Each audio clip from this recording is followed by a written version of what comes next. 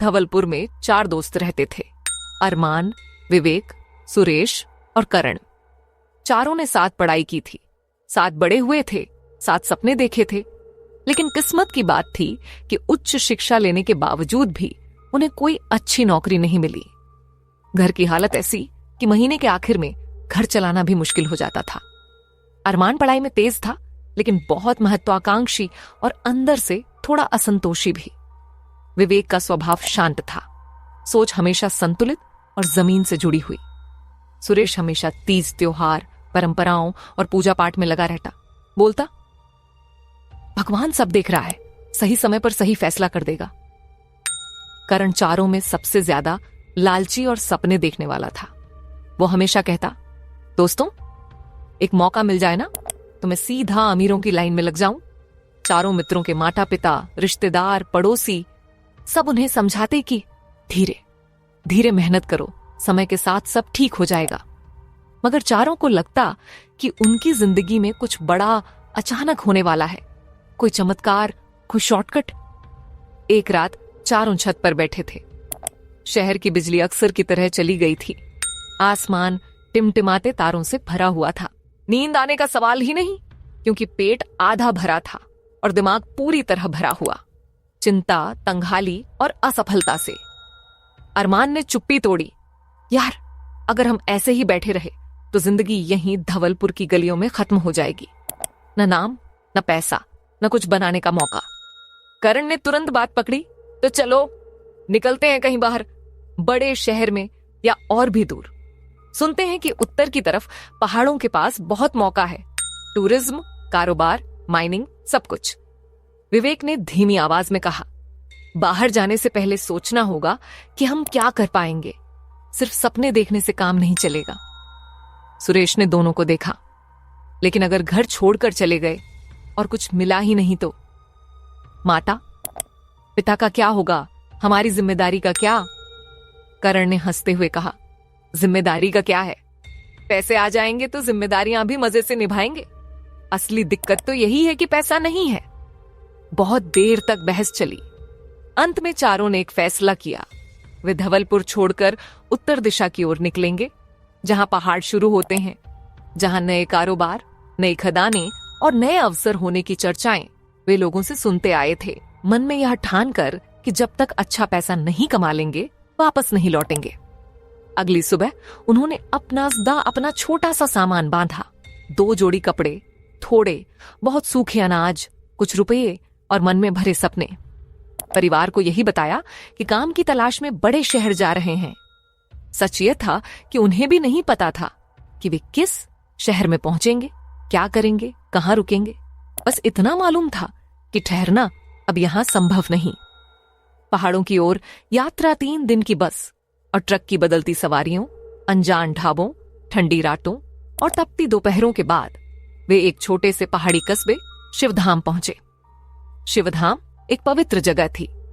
यहां एक प्राचीन शिव मंदिर था, जिसके बारे में लोगों का विश्वास था कि जो सच्चे दिल से प्रार्थना करे उसकी कोई न कोई मनोकामना जरूर पूरी होती है।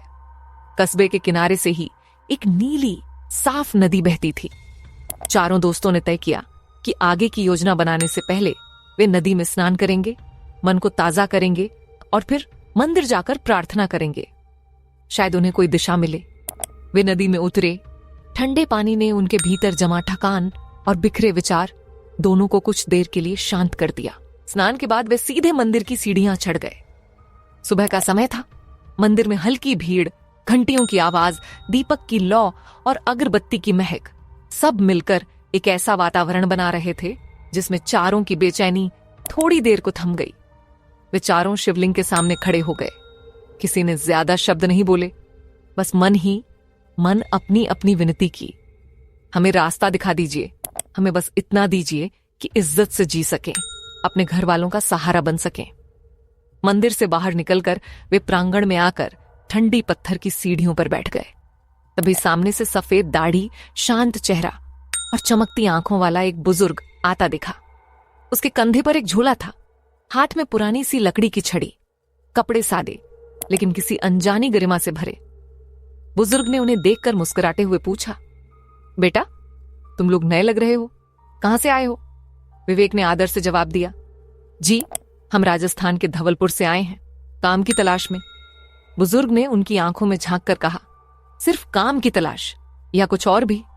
अरमान ने आगे बढ़कर साफ साफ कहा। साहब, हम सीधी बात कहेंगे, हम पैसा कमाने आए हैं, अच्छा पैसा। इतनी गरीबी और संघर्ष से अब थक चुके हैं। जो भी रास्ता हो, मेहनत से हो या संघर्ष से, हमें चल जाएगा। बस आप हमें दिशा दे दीजिए। बुजुर्ग ने हल्का सा सिर हिलाया, जैसे उनकी बात पहले ही समझ चुके हों। उन्होंने खुद को परिचित कराया। मेरा नाम नीलकांत है। लोग मुझे हिमयोगी भी कहते हैं, क्योंकि मैं कई सालों तक पहाड़ों में रहा हूं। यहां शिवधाम के पास मेरा छोटा सा आश्रम है। अगर तुम चारों सच में अपने जीवन का रास्ता ढूंढना चाहते हो तो आज रात मेरे आश्रम में रुक जाओ। सुबह तक तुम्हें तुम्हारे सवालों का उत्तर मिल सकता है। चारों ने एक दूसरे की ओर देखा और तुरंत मान गए। उन्हें वैसे भी रात रुकने की जगह चाहिए थी। जादू नहीं, लेकिन विचित्र दीपक नीलकांत का आश्रम शहर से थोड़ी दूर पहाड़ियों के बीच बसा हुआ था। कुछ कुटियाएं, एक छोटा सा गौशाला, फलदार पेड़ और शांति। रात को उन्होंने वहीं सादा भोजन किया। दाल, बाजरे की रोटी, थोड़ा दूध। खाने के बाद नीलकांत ने उन्हें अपने सामने बुलाया और 4 छोटे छोटे मिट्टी के दीपक निकाले। हर दीपक सामान्य दिखता था, लेकिन उसकी बत्ती कुछ अलग तरह की थी, जैसे किसी विशेष रुई से बनी हो, हल्की सी चांदी जैसी चमक लिए। नीलकांत ने कहा, ये चारों दीपक तुम्हें धन तक ले जा सकते हैं, तांबा, चांदी, सोना और उससे भी आगे। लेकिन याद रखना, रास्ता आसान नहीं होगा और जो दिखता है वह हमेशा आखिरी नहीं होता। करण की आंखें चमक उठी। मतलब ये जादुई है? नीलकांत ने मुस्कुराकर जवाब दिया। जादू जैसा ही समझ लो, लेकिन असल में ये सिर्फ तुम्हारी प्रकृति और निर्णयों को सामने ले आएंगे। तुम में से हर एक को एक दीपक मिलेगा। तुम चारों उत्तर की ओर पहाड़ों में चढ़ते जाना। जब किसी का दीपक अचानक बुझ जाए या हाथ से गिर पड़े तो समझना, जहां वह गिरा या बुझा है वहीं जमीन के अंदर एक खदान छिपी है। उस खदान में धन है। तुम खुदाई करोगे, तुम्हें धातु मिलेगी। जितना चाहो उतना ले सकते हो और वापस लौट सकते हो। विवेक ने धीरे से पूछा, और अगर हम आगे बढ़ते रहें तो? नीलकांत ने उसकी तरफ देखा। बस यही तो असली सवाल है, संतोष या अतृप्ति। जिसको जितना चाहिए वो उतना लेकर लौट जाएगा। जो लालच में आगे बढ़ेगा वह कुछ और पाएगा, पर जरूरी नहीं कि वह उसे संभाल पाए। अरमान ने संदेह से पूछा, इसमें खतरा भी है क्या? नीलकांत की आंखों में गहराई उभरी। हर निर्णय में खतरा होता है बेटा। धन से जुड़ा हर रास्ता या तो संतोष दे सकता है या विनाश। मैं तुम्हें रोकूंगा नहीं, बस इतना कहूंगा, जो भी पाओ उसके प्रति संतुष्ट होना सीखो। अगर तुमने संतोष खो दिया तो जो भी मिल जाएगा वह तुम्हें बचा नहीं पाएगा। रात भर चारों को ठीक से नींद नहीं आई। मन में तरह तरह के विचार आते रहे। कहीं सच में सोने की खदान मिल जाए, हीरों की खान होगी क्या? अगर मैं दूसरों से ज्यादा पालूं तो? अगली सुबह नीलकांत ने चारों को 4-4 दीपक पकड़ा दिए। हर दीपक के नीचे हल्का सा निशान था, लेकिन वे समझ नहीं पाए कि किसका क्या अर्थ है। योगी ने केवल इतना कहा, जो रास्ता तुम्हारे हिस्से का है वह तुम्हें मिलकर रहेगा। अपने दिल की आवाज सुनना, बस। पहली खदान, तांबा और संतोष चारों ने पहाड़ की ओर चढ़ाई शुरू की। शुरू में रास्ता आसान था, हरियाली, पक्षियों की आवाज, ठंडी हवा। लेकिन धीरे धीरे ढलान बढ़ती गई। सांसें फूलने लगीं, पैर भारी होने लगे। करीब आधे दिन की चढ़ाई के बाद जब वे एक बड़े पत्थर के पास आराम करने रुके, सुरेश के हाथ का दीपक अचानक हिला और उसके हाथ से फिसलकर जमीन पर गिर पड़ा। ज्योति तुरंत बुझ गई। सुरेश चौंका, अरे मेरा दीपक बुझ गया, और ये देखो, राख भी ऐसे बिखर रही है जैसे जमीन पर कोई निशान बना रही हो। विवेक ने नीलकांत की बात याद करते हुए कहा, इसका मतलब यहीं कोई खदान छिपी है। जरा जमीन खोद कर देखते हैं। पास ही उन्हें कुछ मजदूरों द्वारा छोड़ी हुई एक कुदाल और फावड़ा मिले थे, जो शायद किसी पुराने रास्ते की मरम्मत के लिए रखे गए होंगे। उन्होंने वहीं से खुदाई शुरू की। कुछ ही देर की मेहनत के बाद मिट्टी के नीचे से लाल रंग की चटक परत दिखाई देने लगी। ये तांबे की धातु की परत थी। सुरेश की आंखें फैल गईं। ये तो तांबा है, और इतनी मोटी परत। अगर हम इसे निकाल कर बेचें तो बहुत अच्छा पैसा मिल सकता है। हम अपनी जिंदगी आराम से चला सकते हैं। अरमान ने तांबे की चकाचौंध देखी, लेकिन चेहरे पर निराशा थी। तांबा? इसमें कितना पैसा है? बड़े शहरों में तो लोग सोना चांदी की बात करते हैं, ये तो बस मामूली धातु है। करण ने भी नाक सिकोड़कर कहा, यार, इतना पहाड़ चढ़े बस तांबे के लिए। तुम चाहो तो ले लो, लेकिन मैं तो आगे बढ़ूंगा। बड़ी चीजों के लिए रिस्क लेना पड़ता है। सुरेश ने शांत स्वर में उत्तर दिया, मुझे इतना काफी है। मेरे घर की हालत, मेरी जरूरतें, मेरी सोच, तांबा भी मुझे सम्मानजनक जीवन दे सकता है। मैं यहां से जितना हो सके उतना तांबा लेकर शिवधाम लौट जाऊंगा, और फिर वहां से अपने घर। मैं आगे नहीं जाऊंगा। विवेक ने उसकी तरफ देखा। तुमने सोच समझकर फैसला लिया है तो यह तुम्हारा अधिकार है। करण हंस पड़ा। भाई, ये तो शुरुआत है, हम अब भी और ऊपर जा रहे हैं। सुरेश ने तीनों को गले लगाया। तुम्हारे लिए मन से दुआ है कि तुम्हें मुझसे ज्यादा मिले, लेकिन ध्यान रखना, जो भी मिले उसके लिए शुक्रगुजार रहना। सुरेश वहीं रुक गया। उसने कुछ मजदूरों की मदद से पास के कस्बे में लोगों से बात की, खुदाई का इंतजाम किया, और धीरे धीरे तांबे की बिक्री से अपने लिए स्थिर, सम्मानजनक जिंदगी बना ली। उसके हिस्से में धन भले उतना न आया हो जितना बड़े सपने देखने वालों को पसंद होता, लेकिन उसे अपने परिवार के साथ संतोष और शांति मिल गई। दूसरी खदान, चांदी और बढ़ता लालच। अब पहाड़ पर एक साथ 3 लोग चढ़ रहे थे, अरमान, विवेक और करण। रास्ता और कठिन होता जा रहा था। हर मोड़ पर वे सुरेश की याद करते, पर अगले ही पल यह सोचकर आगे बढ़ते, हमें उससे ज्यादा पाना है। कुछ देर की यात्रा के बाद जब तीनों एक संकरे मोड़ पर पत्थर के बीच से गुजर रहे थे, विवेक के हाथ का दीपक तेज हवा के झोंके से कांप कर बुझ गया। दीपक उसके हाथ से फिसलकर एक चट्टान के पास गिरा, और वहीं राख का एक हल्का सा घेरा बन गया। विवेक ने धीमी आवाज में कहा, लगता है मेरी जगह भी आ गई। तीनों ने मिलकर वहां की पत्थर और मिट्टी हटानी शुरू की। इस बार ज्यादा गहराई तक जाने की जरूरत नहीं पड़ी। कुछ ही देर बाद सूरज की रोशनी में चमकती हुई धातु की लंबी नसें दिखाई दी। ये चांदी थी, साफ और खनखनाती। अरमान के चेहरे पर इस बार हल्की चमक आई। वाह, चांदी! ये तो तांबे से कई गुना ज्यादा कीमती है। इससे तो बहुत बड़ा कारोबार खड़ा किया जा सकता है। विवेक ने शांति से कहा, हां, लेकिन याद रखो, तांबा भी किसी के लिए जीवन पर्याप्त है। मेरे लिए यह चांदी उतनी ही पर्याप्त है। अगर मैं इसे ठीक से संभालूं, अपने घर वालों की जरूरतें पूरी करूं, कुछ बचत करूं, शायद थोड़ी भलाई करूं, तो मेरे जीवन का उद्देश्य पूरा हो सकता है। करण ने तुरंत विरोध किया, लेकिन अब भी तो सोना भी बाकी है। सोना उससे ऊपर है, और हो सकता है आगे हीरों जवाहरात की खान हो। तुम चांदी पर रुकना चाहते हो? ये तो ठीक वैसा है जैसे कोई गरीब लॉटरी में 1 लाख जीतकर खुश हो जाए, जबकि अगला नंबर करोड़ों का हो सकता है। विवेक ने हल्के से मुस्कुराते हुए जवाब दिया, लालच हमेशा अगले लाख, अगले करोड़ की बात करता है। मैं अपने हिस्से की चांदी लेकर खुश रहना चाहता हूं।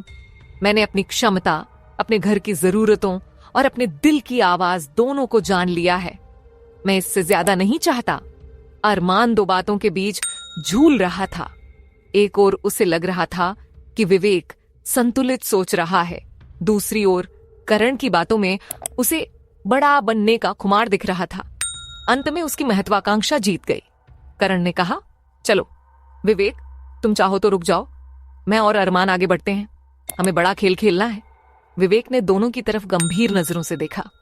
तुम्हें जो सही लगे वही करो, लेकिन याद रखना, ऊंचाई जितनी बढ़ती है, गिरने का जोखिम उतना ही बढ़ जाता है। अगर कभी लगे कि वापस लौटना चाहिए तो लौट आना। अपनी जान और शांति दोनों धातुओं से ज्यादा कीमती हैं। विवेक ने पास के कस्बों और व्यापारियों की मदद से चांदी की खदान का काम शुरू किया। उसकी सूझबूझ और ईमानदारी से काम लेने की आदत ने उसे धीरे धीरे सफल व्यापारी बना दिया। उसने अपने माता पिता के लिए पक्का घर बनवाया, बच्चों की अच्छी शिक्षा सुनिश्चित की और अपनी कमाई का एक हिस्सा समाज की भलाई में लगाना शुरू किया। उसे देखकर लोग कहते, ये आदमी अमीर से ज्यादा सच्चा और संतोषी है। तीसरी खदान, सोना और अंतिम मोड़ब रास्ते पर सिर्फ 2 लोग बच गए थे, अरमान और करण। चढ़ाई काफी कठिन हो चुकी थी, पत्थर ढीले थे, हवा कमजोर, प्यास ज्यादा। बीच बीच में वे दोनों रुकते, पानी पीते, कुछ सूखा भोजन खाते और फिर आगे बढ़ जाते। कई घंटों बाद वे एक ऐसी जगह पहुंचे जहां पहाड़ का रंग जैसे बदलता दिख रहा था। चट्टानें हल्की सी पीली झलक लिए हुए थीं। तभी चलते चलते अरमान के हाथ का दीपक कांपा और नीचे गिर गया। उसकी लौ झटके से बुझ गई और राख की एक पतली लकीर चट्टान के सहारे नीचे की ओर खिसकती चली गई। करण ने उत्सुकता से कहा, लगता है अब तुम्हारी बारी है दोस्त। उन्होंने चट्टान को तोड़कर मिट्टी और पत्थरों को हटाकर खुदाई शुरू की। इस बार मेहनत पहले से कहीं ज्यादा करनी पड़ी, पर ज्यादा देर नहीं लगी कि एक चमकीली पीली परत दिखाई देने लगी। असरदार, रोशन, मोहक। यह सोना था। अरमान का दिल जोर से धड़कने लगा। उसने एक टुकड़ा निकालकर हथेली पर रखा। सूरज की रोशनी में वह ऐसे चमक रहा था जैसे उसके सारे सपने सामने ठोस रूप में खड़े हों। उसने उत्साह से कहा, करण, अब तो बात ही खत्म हो गई। सोना है ये, तांबे और चांदी दोनों से कई गुना ज्यादा कीमती। हम जितना चाहे निकाल सकते हैं। इतने सोने से न सिर्फ हम अपने घर वालों की जिंदगी बदल सकते हैं, बल्कि खुद भी बड़ा नाम और रुतबा कमा सकते हैं। करण के चेहरे पर मुस्कान थी, लेकिन आंखों में कहीं अधूरा सा भाव। ये सब सही है, लेकिन सोचो, नीलकांत ने क्या कहा था? तांबा, चांदी, सोना और उससे भी आगे। मतलब सोने के बाद भी कुछ है। हो सकता है आगे हीरों की या किसी अनमोल रत्नों की खान हो, जिसकी कल्पना भी हम नहीं कर सकते। अरमान ने सिर हिलाया। लेकिन दोस्त, सोने से ज्यादा क्या चाहिए? क्या तुमने कभी सोचा है कि अगर हम लालच में आगे बढ़ते रहे और कुछ गलत हो गया तो? अभी तक 2 दोस्त संतोष से वापस हो गए हैं और देखो, उन्हें उनका हिस्सा अच्छा खासा मिल गया। क्या हमें भी नहीं सीखना चाहिए कि किसी बिंदु पर रुककर बस अब इतना काफी है कहना? करण हंसा। इस बार उसकी हंसी में एक तरह की उत्तेजना और अंधापन था। यही तो फर्क है तुम्हारे और मेरे सपनों में, अरमान। मुझे जिंदगी में सबसे ऊपर पहुंचना है, सबसे ज्यादा ऊंचाई पर। अगर मैं जानता हूं कि आगे कुछ और बड़ा हो सकता है, तो मैं सोने पर कैसे रुक जाऊं? तुम चाहो तो रुक जाओ, ये सारा सोना तुम्हारा। मैं अकेला ही आगे बढ़ूंगा और जब रत्नों की खान पालूंगा, तब देखना मेरा नाम हर जगह होगा। अरमान कुछ देर चुप रहा। उसके भीतर संघर्ष चल रहा था, दोस्ती और समझदारी, लालच और महत्वाकांक्षा के बीच। अंत में उसने गहरा सांस लेते हुए कहा, मैंने बहुत सोचा है और मुझे लगता है कि सोना ही मेरे लिए काफी है। मैं यहां से लौट जाऊंगा, अपने घर, अपने लोगों के पास।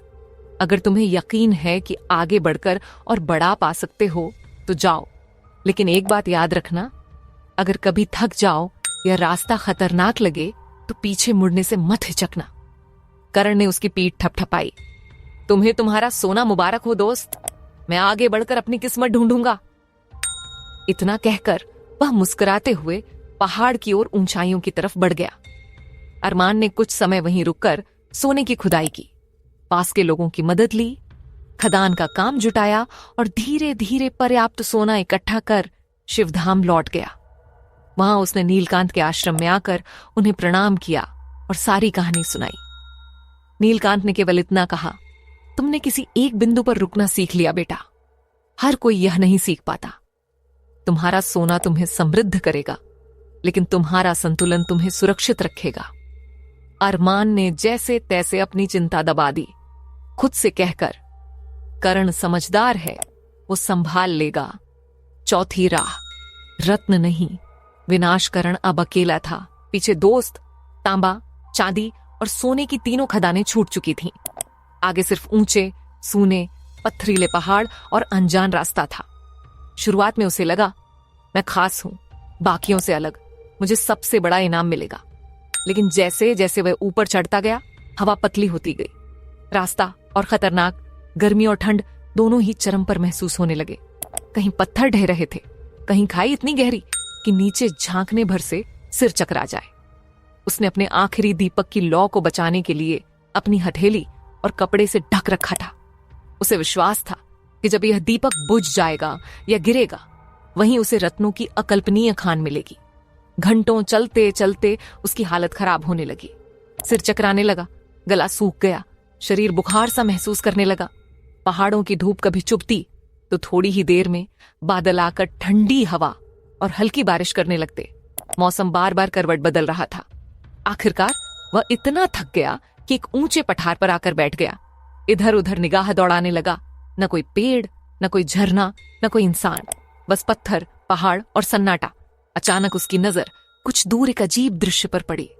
कुछ दूरी पर एक आदमी जर्जर सी हालत में जमीन पर बैठा था। उसके कपड़े फटे हुए, शरीर पर घावों के निशान, और सबसे भयावह बात, उसके सिर पर लोहे का एक गोल पहिया तेजी से घूम रहा था। पहिए के नुकीले किनारे उसकी खोपड़ी को हर चक्कर में चीरते जा रहे थे। खून बहता, सूखता और फिर ताजा खून झलक पड़ता। करण के रोंगटे खड़े हो गए। उसने सोचा, कोई आदमी ऐसे कैसे जिंदा रह सकता है? फिर भी जिज्ञासा और थोड़ी सी उम्मीद में वह उस आदमी के पास भागा। शायद वह उसे पानी या रास्ता बता सके। उसने जोर से कहा, भाई, आप कौन हैं? ये आपके सिर पर क्या है? मुझे बहुत प्यास लगी है। कहीं आस पास पानी होगा तो बता दीजिए, मैं आपके लिए भी ले आऊंगा। लेकिन जैसे ही उसके मुंह से ये शब्द निकले, कुछ अजीब हुआ। उस आदमी के सिर पर घूमता हुआ लोहे का पहिया अचानक हवा में रुका, जैसे किसी अदृश्य शक्ति ने उसे आदेश दिया हो। और अगली ही सांस में वह पहिया करण के सिर पर आ गिरा। पहिए की धारदार चोट से करण चीख उठा। उसकी आंखों के सामने अंधेरा छाने लगा। कुछ ही देर में वह घुटने के बल बैठ गया। उसका पूरा सिर पीड़ा से जलने लगा। जिस आदमी के सिर पर पहले पहिया था, वह अब शांत खड़ा था, जैसे अचानक उसे आजादी मिल गई हो। करण ने दर्द से कराहते हुए पूछा, ये क्या हो गया? ये पहिया मेरे सिर पर कैसे आया? आप कौन हैं? उस आदमी ने लंबे समय बाद जैसे कोई बोझ उतार दिया हो वैसी गहरी सांस ली। जब मैं यहां आया था, तब मैं भी तुम्हारी तरह किसी और की जगह के बारे में, किसी और की तकदीर के बारे में पूछ रहा था। मैं भी बहुत धन की तलाश में आया था, रत्नों, सोने, चांदी से भी आगे। मैं भी अपने लालच के पीछे भागते भागते यहां तक पहुंचा था। जैसे ही मैंने यहां पहिए वाले से पूछा, तुम कौन हो, ये क्या है, मुझे रास्ता बता दो, वैसे ही वह पहिया उसके सिर से उतरकर मेरे सिर पर आ गया। तब से आज तक मैं इसी पीड़ा में यहां पड़ा रहा हूं। करण ने चीखते हुए कहा, लेकिन ये कब तक रहेगा? ये पहिया मेरे सिर से कब हटेगा? मेरे दिमाग में जैसे हर पल कोई आग सी जल रही है। वह आदमी शांत स्वर में बोला, जब तुम्हारी ही तरह कोई और लालची किसी और की पीड़ा को अनजाने में तुच्छ समझते हुए या सिर्फ अपना रास्ता पूछते हुए यहां आएगा और तुमसे वही सवाल पूछेगा जो तुमने मुझसे पूछे हैं, आप कौन हैं, ये क्या है, मुझे रास्ता बता दीजिए, तब ये पहिया तुम्हारे सिर से उतरकर उसके सिर पर चला जाएगा, तब तुम्हें मुक्ति मिलेगी। करण ने टूटी हुई आवाज में पूछा, तुम यहां कब से हो? उस आदमी ने दूर क्षितिज की ओर देखा। समय का ठीक हिसाब तो खो गया है। नीचे की दुनिया में कितने राजा आए और गए, ये भी अब ठीक ठीक नहीं मालूम। पर इतना याद है कि जब मैं यहां आया था, तब नीचे के शहरों में लोग उस राजा का नाम ले रहे थे, जो तुम्हारे बचपन से भी बहुत पहले था। शायद दशकों नहीं, सदियों बीत चुकी हैं। पर यहां भूख और प्यास का एहसास मर चुका है। बस यह दर्द जिंदा है, जो हर पल नया लगता है। करण की आंखों में आंसू आ गए। मैं तो बस और आगे बढ़ना चाहता था, थोड़ा और। मैंने सोचा था, अगर सोने से ज्यादा कोई चीज है तो क्यों ना उसे पा लिया जाए। क्या केवल इतना चाहना इतनी बड़ी सजा के योग्य है? वह आदमी जो अब मुक्त हो चुका था बोला, लालच कभी थोड़ा सा और पर नहीं रुकता। आज रत्नों तक, कल कुछ और। तुम जो यहां तक आए हो, तुम्हारी सजा केवल यहां पहिया उठाने तक नहीं थी। तुम्हारा असली दंड यह है कि तुम जान पाओगे कि पीछे तुम्हारे दोस्तों ने संतोष चुना और तुमने नहीं। अब तुम हमेशा सोचोगे, काश मैं भी वहीं रुक जाता। इतना कहकर वह आदमी धीरे धीरे पहाड़ी के दूसरे छोर की ओर चल पड़ा, जैसे वह इस बंधन से निकलकर पहली बार किसी और दुनिया में कदम रख रहा हो। पीछे रह गया करण, उसके सिर पर घूमता हुआ लोहे का पहिया, और उसके मन में घुलती हुई यह कड़वी समझ, अब किसी और लालची के आने तक मुझे इसी पीड़ा में जीना होगा। वापसी और कड़वा सच नीचे की दुनिया में साल बीतते गए।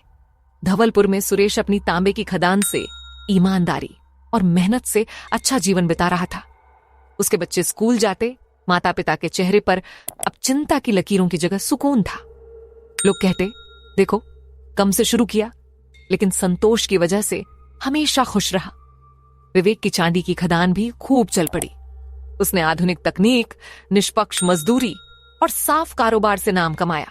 उसने क्षेत्र में स्कूल, छोटी क्लिनिक और पेयजल के लिए टैंक बनवाए। लोग उसे सिर्फ व्यापारी नहीं, समाज सेवी मानने लगे। अरमान की सोने की खदान ने भी उसे खूब धन दिया। उसके पास अब बड़ा घर, अच्छे वाहन, व्यापारी संपर्क सब था। लेकिन एक चीज की कमी उसे हर समय खटकती, करण की खबर। वह बार बार सोचता, कहीं करण को रत्नों की खान सच में मिल गई होगी, कहीं वह हम सबसे ज्यादा अमीर न बन गया हो। एक दिन वह यह सवाल लेकर नीलकांत के आश्रम पहुंचा। उसने योगी को प्रणाम करके कहा, गुरुदेव, आपके बताए रास्ते पर चलकर मुझे सोने की खदान मिली। मैं आपके आशीर्वाद के लिए आया हूं, लेकिन एक बात दिल को चैन नहीं लेने देती। करण का क्या हुआ? वह आगे गया था, क्या उसे रत्न मिले? नीलकांत ने उसकी ओर गहरी नजर डाली।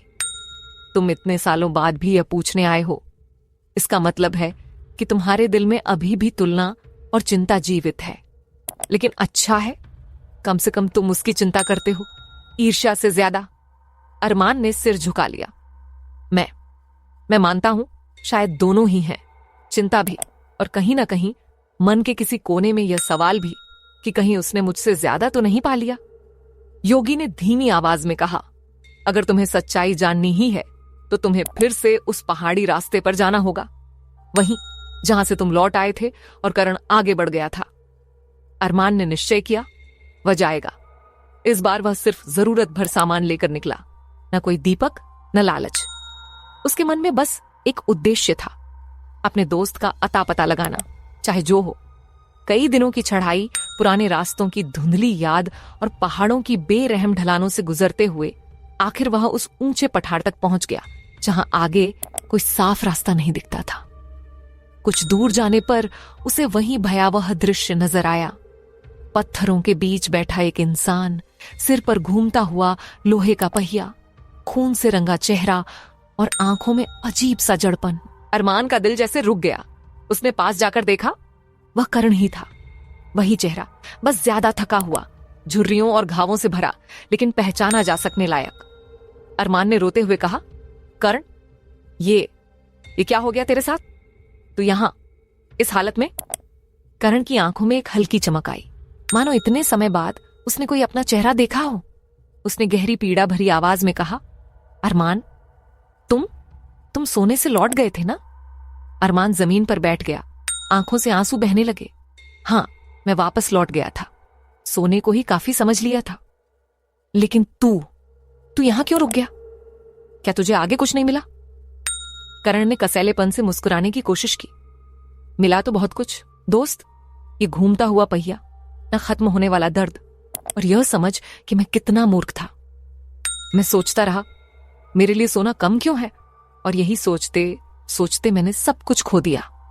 वापसी का रास्ता, अपने दोस्तों से मिलने की उम्मीद, इंसान होने का एहसास तक।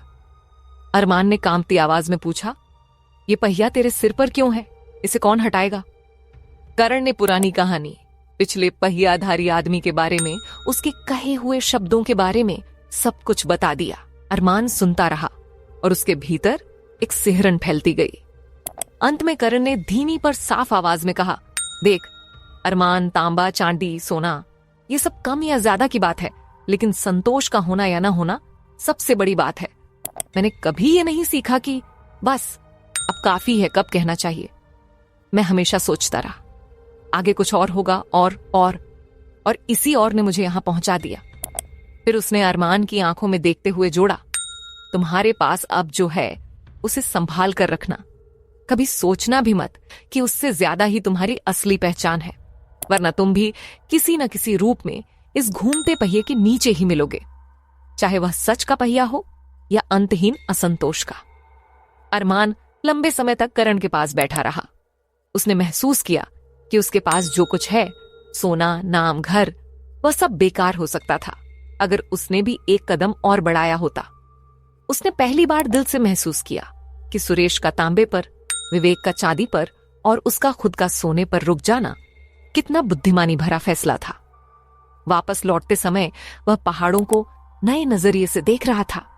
ये वही पहाड़ थे जो लालचियों के लिए खतरा और संतोषियों के लिए सीमा बन जाते हैं। कहानी का संदेश जब अरमान वापस शिवधाम पहुंचा तो उसने नीलकांत के चरणों में सिर रख दिया और बोला, गुरुदेव, अब मैं समझ गया, दौड़ हमेशा सबसे आगे निकलने की नहीं होती, बल्कि सही समय पर रुक जाने की भी होती है। नीलकांत ने शांत स्वर में कहा, धन, शक्ति, प्रसिद्धि, ये सब तेज बहती नदी की तरह है। तुम थोड़ा पानी लेकर अपनी प्यास बुझाओ तो ये तुम्हारे दोस्त हैं, लेकिन अगर तुम पूरी नदी को पी जाने की कोशिश करोगे तो वही नदी तुम्हें डुबो देगी।